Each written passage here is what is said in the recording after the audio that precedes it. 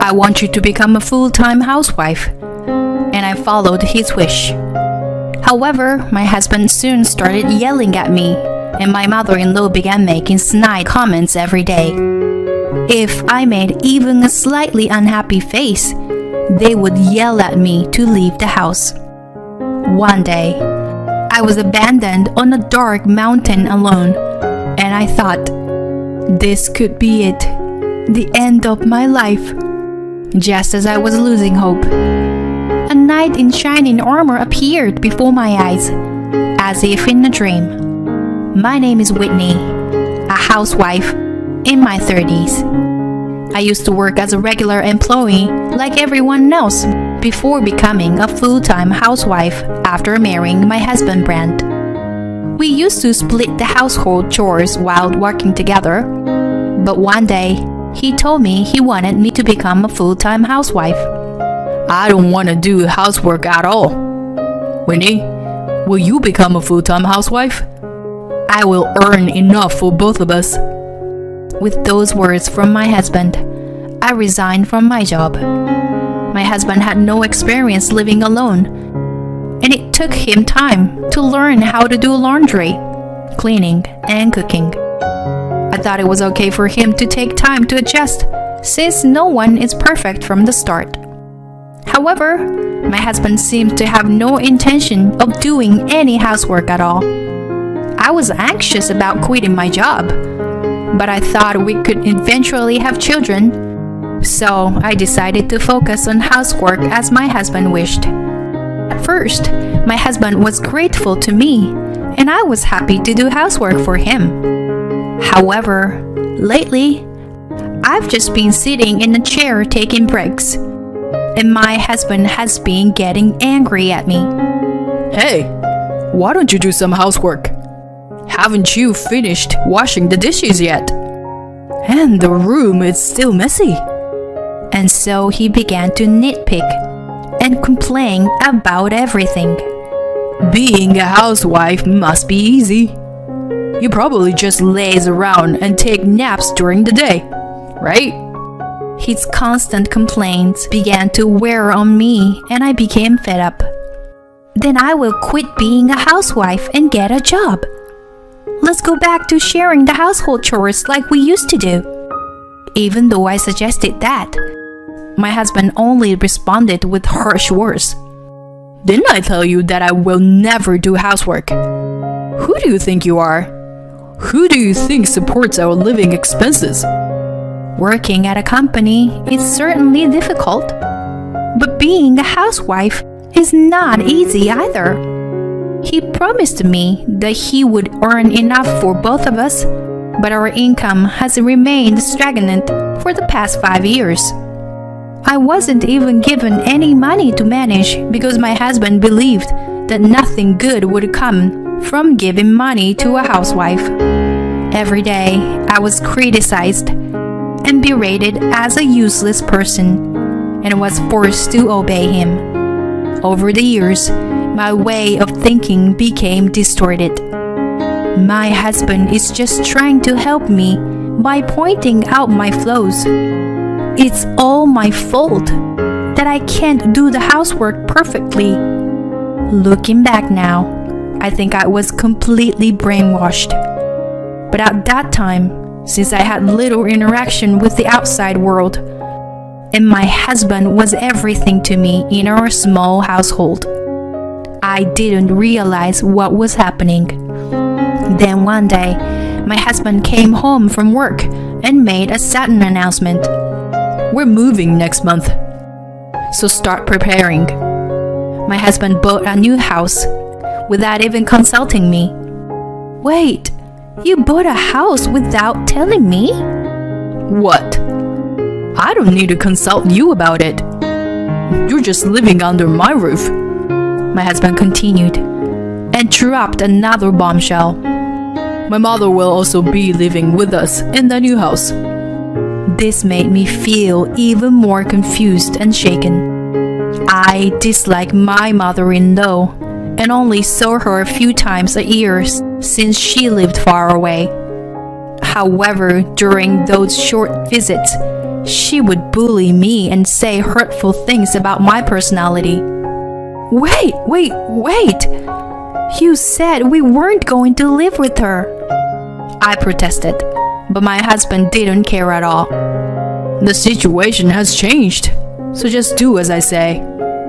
Don't order me around and shut up. I didn't become a housewife because I wanted to. I did it because you asked me to.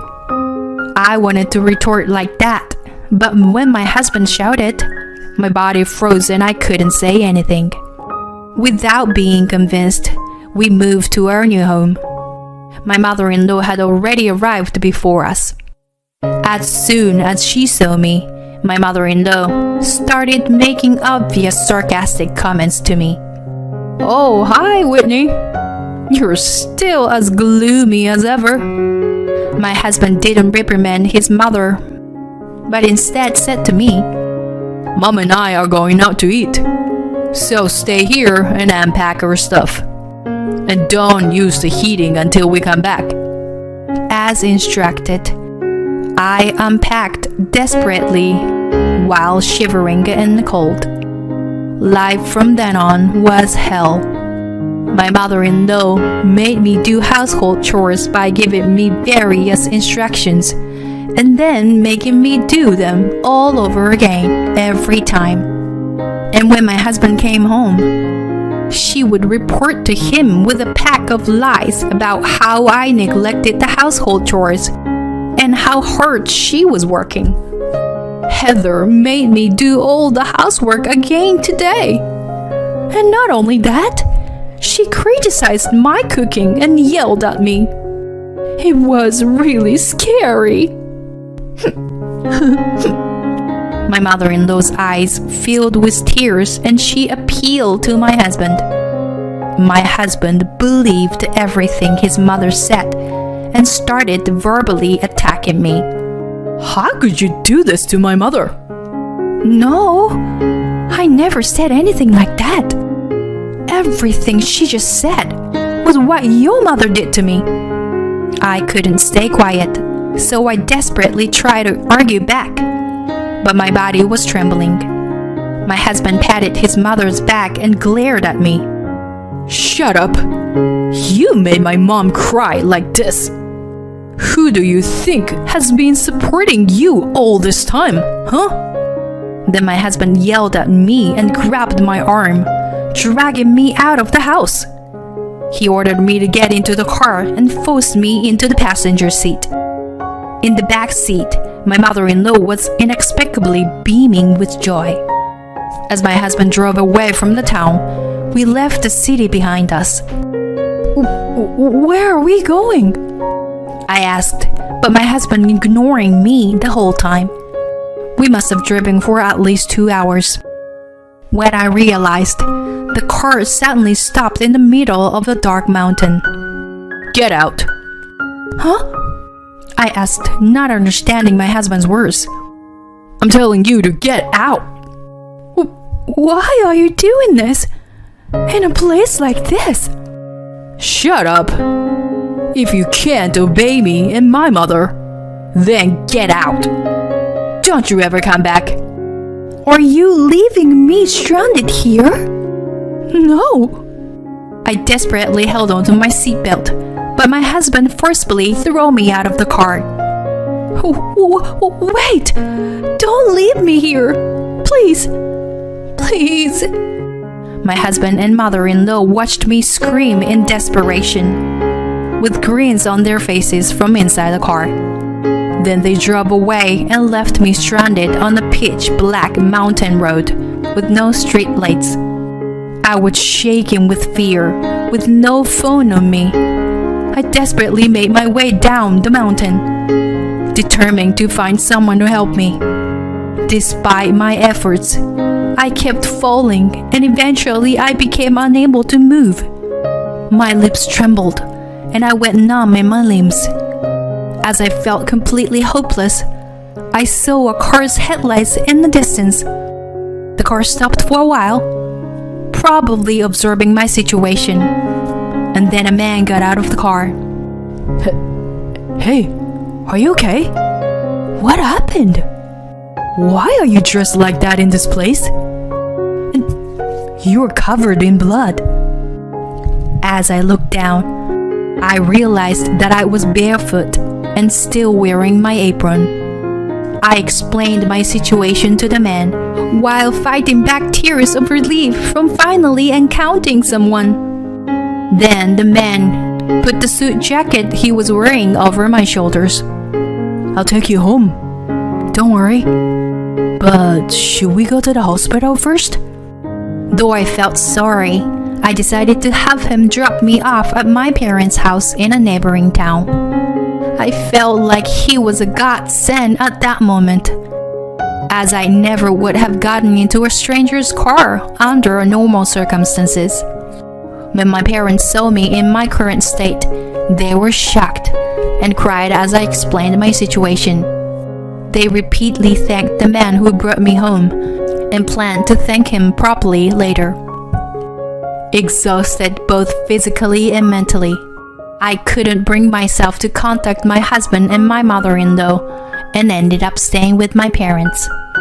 My father helped me find a lawyer for the divorce proceedings.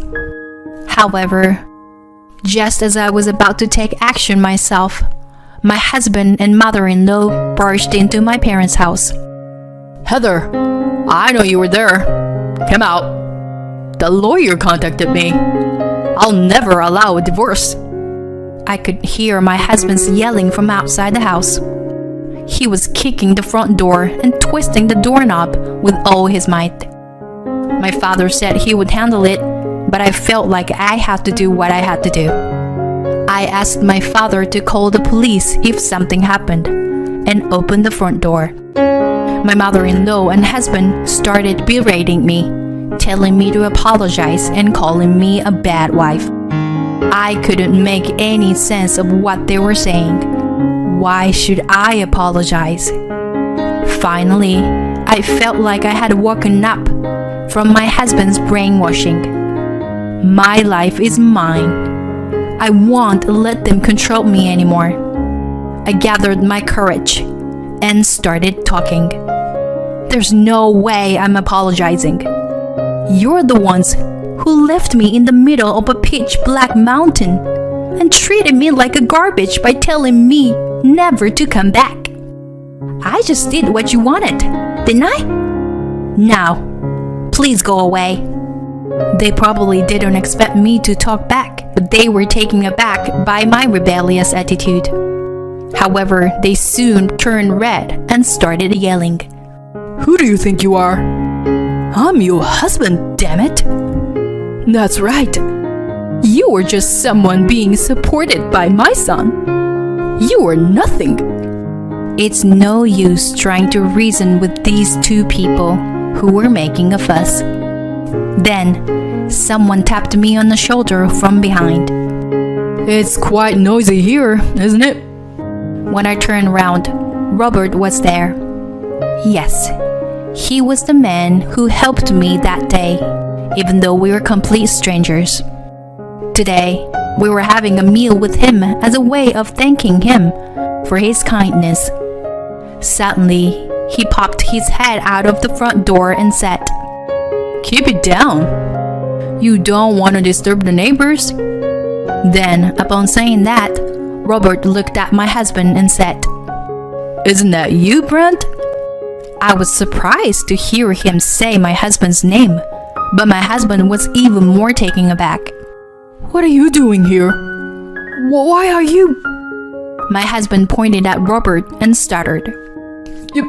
You're the company president." My mother-in-law looked at him with an incredulous expression. I see. I've always wondered what kind of person would leave his wife in the middle of the mountain like that. I never would have guessed it was you, Brent. Robert looked at my husband with a difficult expression. My husband was speechless and Robert continued. This is not something that can be dismissed as a joke. My husband and mother-in-law fell silent at the sharpness of his tone. With one wrong move, it could have been a matter of life and death. Robert continued with a harsh voice. What were you thinking? Leaving your wife stranded in the middle of such a dark mountain? That was just a joke. Or rather, a lesson, or... My husband was sweating profusely on his forehead and stammering excuses. Upon seeing this, Robert let out a big sigh. Silence! Enough! You need to take responsibility for your actions. Brent, your work attitude and performance also has been a problem for quite some time now. I can't have someone like you at my company. I'm sorry. I never should have done something like that, so... No, you're fired. You don't have to come to the office anymore. Upon this sudden announcement, my husband trembled with a pale face. Are you kidding me? And what's up with the president being here in the first place? You guys are cheating on me, aren't you? That's right. You two were secretly meeting up and trying to set me up, right? Yes, that's right. You two are cheating on him. Pay us compensation. As even the man who saved my life was being blamed, I couldn't help but feel my blood boil. Enough already! Shame on you both! Don't you dare show your faces again! Get out of here! Right now! With an expression I had never shown before, I yelled at my husband and mother-in-law as they left. Whoa, Whitney! That was an amazing voice you have there. You can do it if you try. As he said that, Robert laughed and applauded. I felt a mixture of embarrassment and joy, and blushed. As a result, our interaction continued after that day. My husband, who had not come to work since then, ended up resigning on his own without being fired. His industry is relatively small, and rumors have spread that he is that kind of person who would abandon his wife and leave her behind, making it difficult for him to find a new job. Naturally, he had to sell the newly built house that he bought to live with my mother-in-law, as the loan repayments were delayed. Now he lives with his mother in a small, run-down apartment. I formally divorced him and now live alone near my parents' house. Today, Robert is coming to my house. I don't know what he likes about me, but he has been good to me since that instant. I am attracted not only the fact that he saved my life, but also to his kindness and sincerity. Today is our first dinner date, and I am waiting for him while making roast beef, which was his request. It is the beginning of a new life. We will be happier together from now on, nurturing this happiness we found after those difficult days. My husband is like an instant water heater. If something even slightly bothers him, his mood turns sour immediately. My daughter and I have lived in fear of him. Hearing my daughter cry out, "Mom, Mom," I finally came to my senses. I couldn't believe my husband would do such a thing to her. My name is Holly. I am a 25-year-old stay-at-home mom. I have a family of 3. My husband Sean, who is 80 years older than me, and our 3-year-old daughter Annie. My day starts by reporting my schedule for the day to my husband. Today, an air conditioning cleaning service is coming in the morning. After that, I'll go shopping and then pick up Annie from kindergarten. Other people might think that it's strange for a married couple to do this, but I don't really know what normal family is anymore. I've never known my father since I was born. My mother was a single mother who worked at night, but she was often irresponsible with men and didn't come home on many occasions. On the table, there were sweet buns and candies. On a good day, there might even be $10 left for me. My mother stopped coming home altogether when I was in the 5th grade. By that age, I knew what was going on and thought, I've finally been abandoned. When I told my teacher that my mother wasn't coming home, I was taken into custody and placed in a facility. My mother was arrested and charged with a crime, but she said, "That child was always in my way." Since then, I haven't seen her, and I don't plan to in the future. After graduating from high school, I got a full-time job at a nearby supermarket. The part-time ladies there treated me like a daughter, and I enjoyed my work. Excuse me, but what time will you get off work today? One day, a male customer with a slightly nervous look approached me while I was working. That man was my future husband. At the time, I was 20, and my 20-year-old husband looked very mature to me. Like me, he had grown up in a facility, and somehow, being with him made me feel at ease. When I was 21, I found out I was pregnant, and we got married. Our daughter Annie was born when I was 22. We led an ordinary, happy life. However, something happened that caused my husband to gradually become strange. Sorry, Holly. I got fired from work. My husband said, looking like it was the end of the world. There had been massive layoffs at his company, and he was on the list. As my husband was feeling down, I did my best to encourage him. I'll work too, so let's do our best together, I told him, and he quietly nodded. I had quit my job when I got pregnant and became a stay-at-home mom, but when I contacted my former supermarket, I found that the same team was still there, and I decided to work part-time at the supermarket again. I also managed to enroll Annie in daycare halfway through the year. Seeing this, Sean started to complain. You're so lucky. Everything goes well for you. I can't even find a new job. Although we received unemployment benefits for a while and didn't have any financial troubles, I knew it wouldn't last forever. Looking back, I think my husband was panicking at that time. Whenever a rejection notice arrived, he got irritated. And maybe I was putting pressure on him without realizing it. But a month later, he did something outrageous. You don't have to go to work from tomorrow, my husband said when I got home from work. I didn't understand what he meant, and I was stood there frozen. He continued.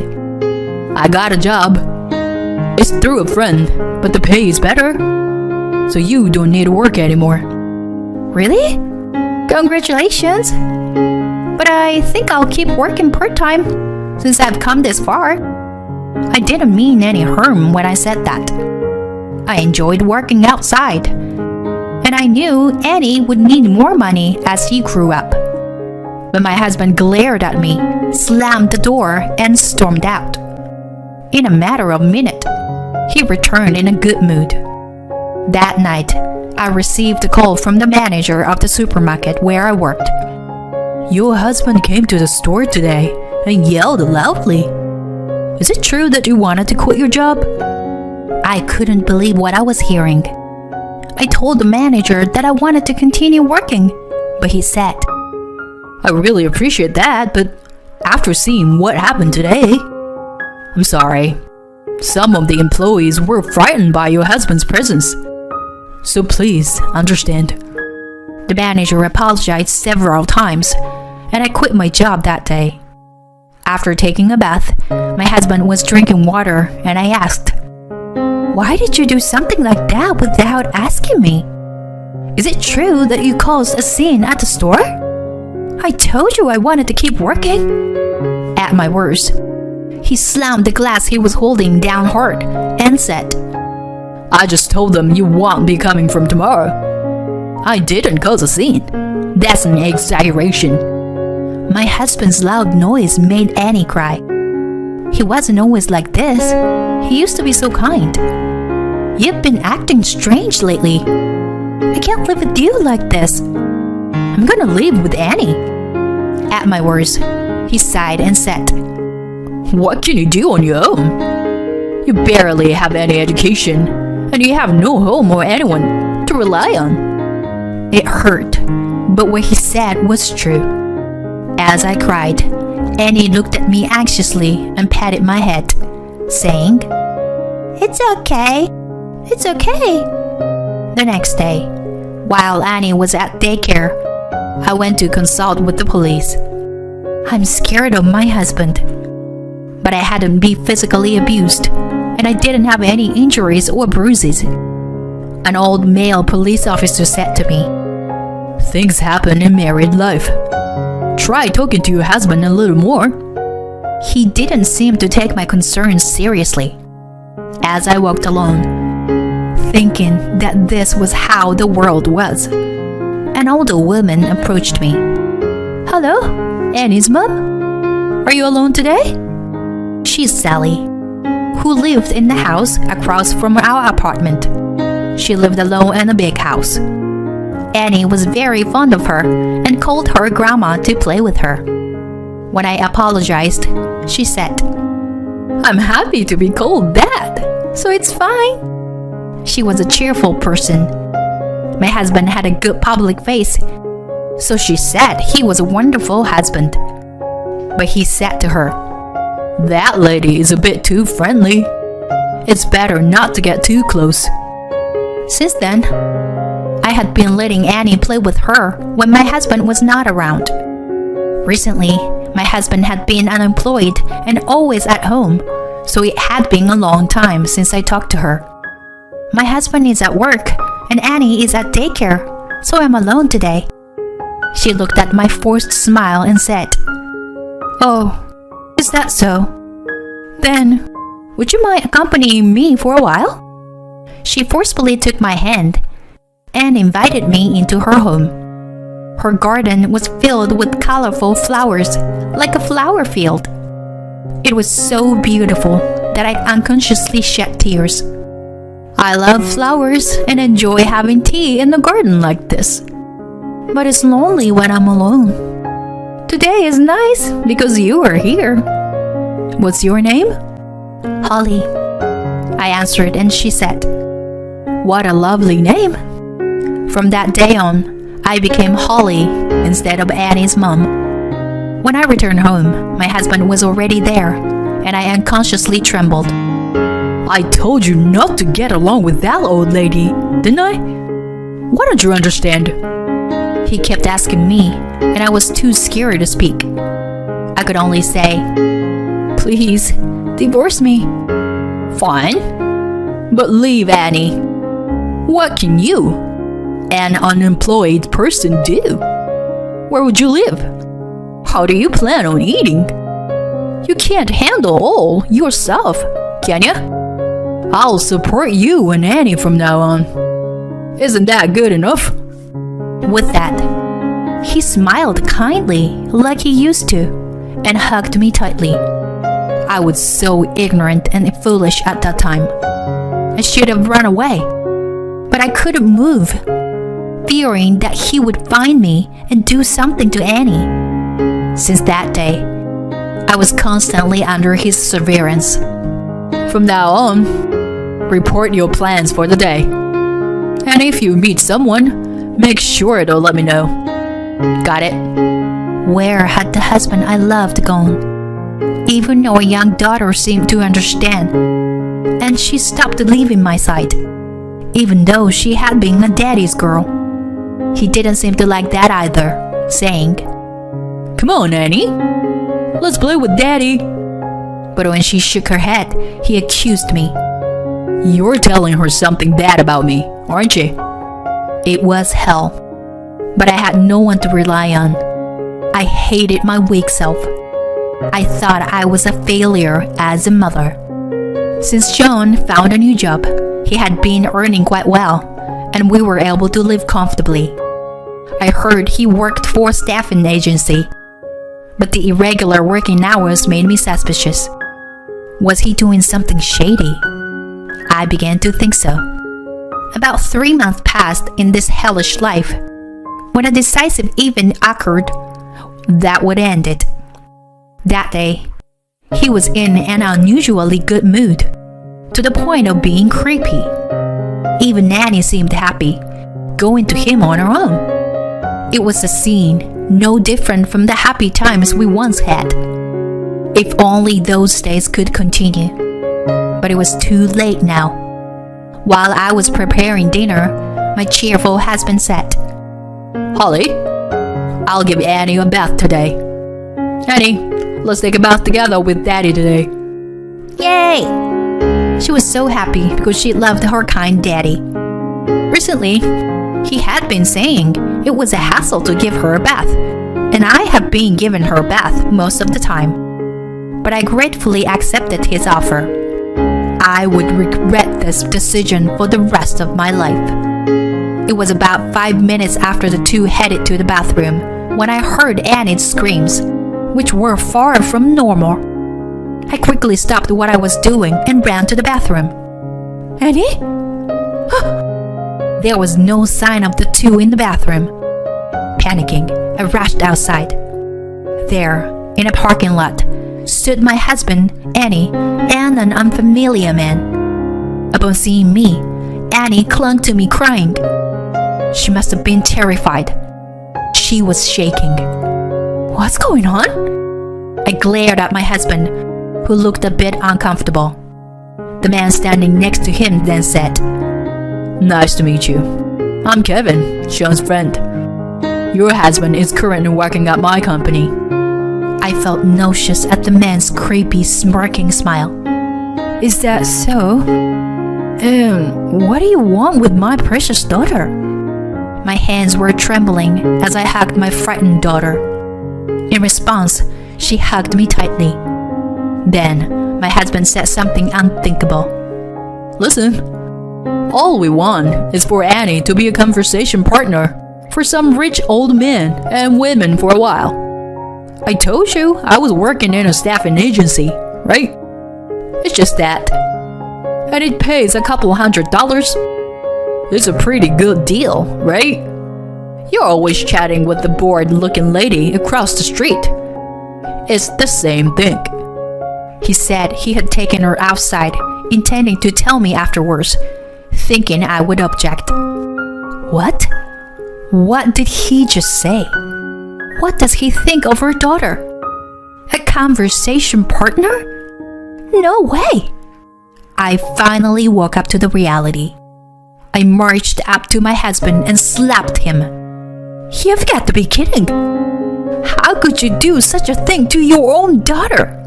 Are you out of your mind? Disgusting! Don't touch Annie! Stay away from us! My crying and screaming caused my husband and his friends to look panicked and tell me to be quiet. Kevin, my husband's friend, said, Is your wife crazy or something? I'm going home. That's when it happened. Excuse us. May we have a moment of your time? 2 police officers were standing there. Seeing the officers, my husband and Kevin's faces turned pale in an instant. We received multiple reports of arguing voices. Tell us what happened. When I realized Annie wasn't in the bathroom, I thought it wasn't an ordinary situation, and I called the police while running down the stairs of the apartment. The 2 men started to resist, shouting, We didn't do anything. Let's go. As the police officers calmly listened, they were taken to the police station. A female police officer who came to help later asked if I was okay, as my body was shaking so much that she worried about me. When asked if I had any family members I could rely on, I could only shake my head. Then, from behind, Sally, who lived across the street, called out, Holly? Honey! Annie, who had been clinging to me, hugged her, exclaiming, Grandma! After the female police officer and Sally talked for a bit, Sally kindly invited us to her house. My tears wouldn't stop at her kindness. Seeing me like that, Annie said, "Mommy is crying again." There, and patted my head. I hugged her and said, I'm sorry. Thank you for comforting me. and managed a small smile. She happily said, "I love you, Mommy." After that, my husband Kevin and several other employees were arrested. It turned out that the company Kevin was running had a fake location, and while they claimed to be a staffing agency, their actual business was providing escort services. Among them were illegal immigrants and minors. It seemed that Kevin knowingly employed them. Moreover, my husband and his associates were involved in nationwide wire fraud, affecting a significant number of victims. I was questioned by the police, but they determined I had no involvement and let me return to my daughter. I left Annie with Sally and went to visit my husband in prison. "Divorce me," I said, looking straight into his eyes. All I wanted was to support my family. I always wanted you to stay at home. I thought we needed money for that. I was afraid you guys would suddenly disappear. My husband had the same past as me. His mother also left him one day and never returned. Still, he was completely misguided in his love for his family. I could not continue living with him any longer. He would be in prison for some time. After crying in front of me for a while, he said, Please take care of Annie. and agreed to the divorce. I heard that after his release, he would work with relatives on his father's side and lived far away in another state. I haven't seen my ex-husband since that day. Since then, Annie and I have been living in Sally's house. Annie seems happy to live with her beloved Sally and smiles every day. After Annie went to sleep that night, Sandy and I talked while looking at the flower garden in the backyard. You know, I lost my husband to an illness a few years ago. I was so sad. We didn't have any children, so it was hard being alone. But the people in this area are so kind. They encouraged me a lot. How about for you? I couldn't stop my tears at her words. Not only her, but when I quit my job and told the nursery school that Annie would be leaving, the teachers were concerned about my pale complexion and even suggested transferring her to kindergarten. The owner of Sally's favorite flower shop and his son gave us a bouquet of flowers, saying, Put this up in your house, if you would like. And the son, Mark, gave Annie candy, saying, Here, eat this.